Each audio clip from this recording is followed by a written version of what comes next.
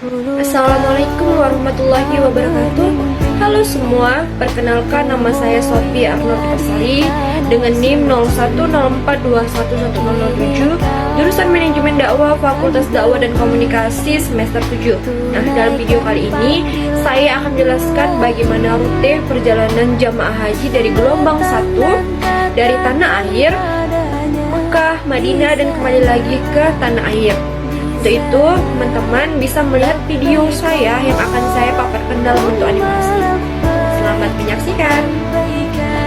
Labbaik Allahumma labbaik, labbaik la syarika laka labbaik, innal hamda wan ni'mata laka wal mulk la syarika lak.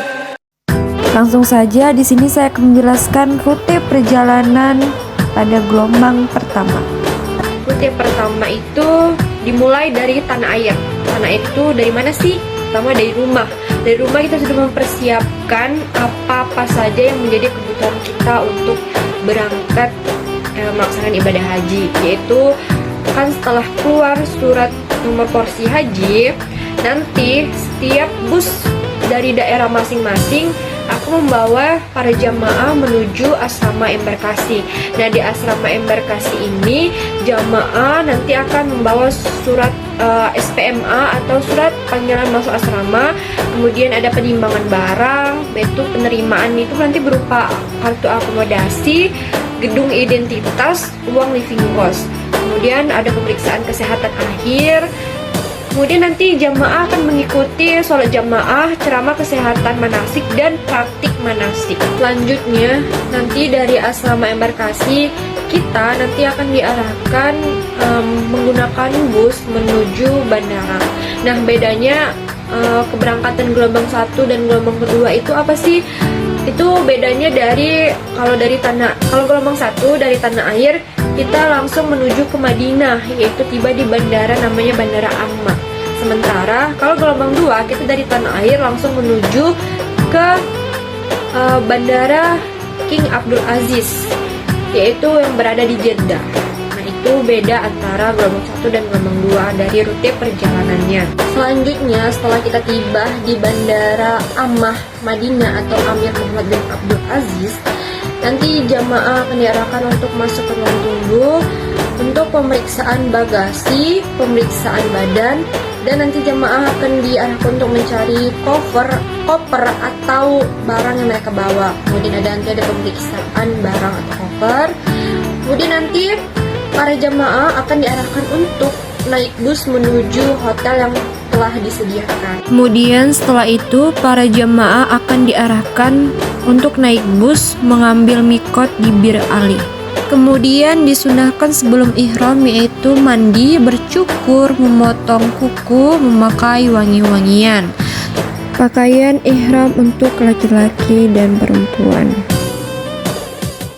Niat umrah yaitu Bismillahirrahmanirrahim, nawaitul umrata wa ahramtu biha lillahi ta'ala. Selama di perjalanan dari Bir Ali menuju Mekah, dianjurkan untuk banyak-banyak membaca talbiyah, sholawat, dan doa selama perjalanan menuju Mekah. Selanjutnya, setelah naik bus menuju Mekah, dari Bir Ali ke Mekah itu membutuhkan perjalanan kurang lebih sekitar 6 jam. Dan tiba di Mekah menempati hotel yang sudah disediakan. Setelah niat ihram, semua larangan sudah berlaku. Nah, apa saja sih larangan ihram itu? Yaitu ada pertama itu memotong rambut, memakai wangi-wangian. Perempuan dan laki-laki tidak boleh memakai wangi-wangian, terus menggunakan pakaian berjahit, membunuh binatang, berhubungan badan, berlaku buruk, berkelahi, berbuat fasik, dan melakukan akad nikah. Setelah istirahat, kemudian akan diarahkan ke Masjidil Haram untuk melaksanakan tawaf. Tawaf ini dimulai dari sudut Hajar Aswad dengan tangan kanan mengarah Hajar Aswad, lalu mengucapkan Bismillahirrahmanirrahim, kemudian dikecup dan mengelilingi Ka'bah selama 7 putaran sambil membaca Subhanallahu walhamdulillah wala ilaha illallah wallahu akbar Sesampainya di pojok Yamani, tangan kembali diangkat tapi tidak dikecup dan doa sapu jagat. Dan berakhir di sudut Hajar Aswad. Kemudian lanjut ke belakang makam Ibrahim untuk melaksanakan sholat sunnah. Kemudian lanjut minum air zam-zam menghadap kiblat dengan membaca doa yang ada di dalam video animasi ini. Setelah itu lanjut melakukan sa'i dan membaca Bismillahirrahmanirrahim. Inna sofa wal marwata min syairillah. Terus jalan sampai puncak, kemudian menghadap kiblat atau Ka'bah. Setelah itu bertahalul sedikit saja. Nah, itulah rangkaian ibadah umroh yang telah dilakukan. Maka pada tanggal 8 Zulhijjah sore hari bersiap-siap ke Arafah dengan mandi, wudhu, dan berpakaian ihram untuk ibadah haji. Kemudian melakukan niat haji, dan nanti akan diarahkan untuk naik bus menuju Arafah. Setelah tiba di Arafah, jamaah akan dianjurkan untuk istirahat karena keesokan harinya akan melaksanakan wukuf. Wukuf ini dilakukan pada tanggal 9 Zulhijjah setelah matahari tergelincir sampai menjelang maghrib.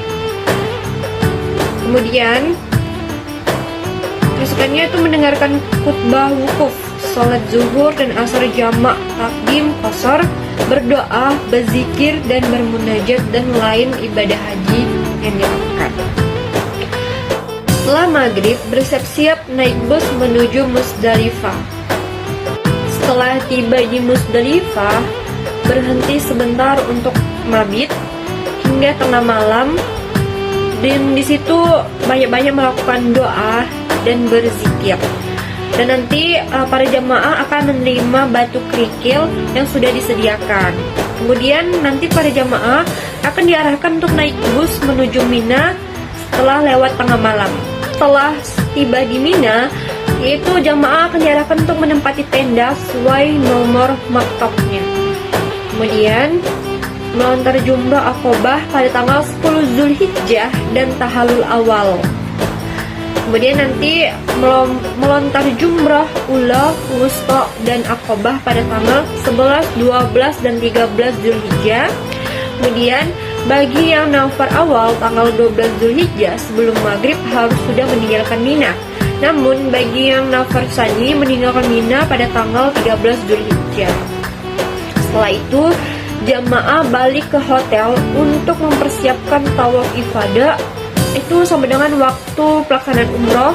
Kemudian minum air zam-zam, sa'i, dan tahalul kedua, yaitu terbebasnya larangan ihram.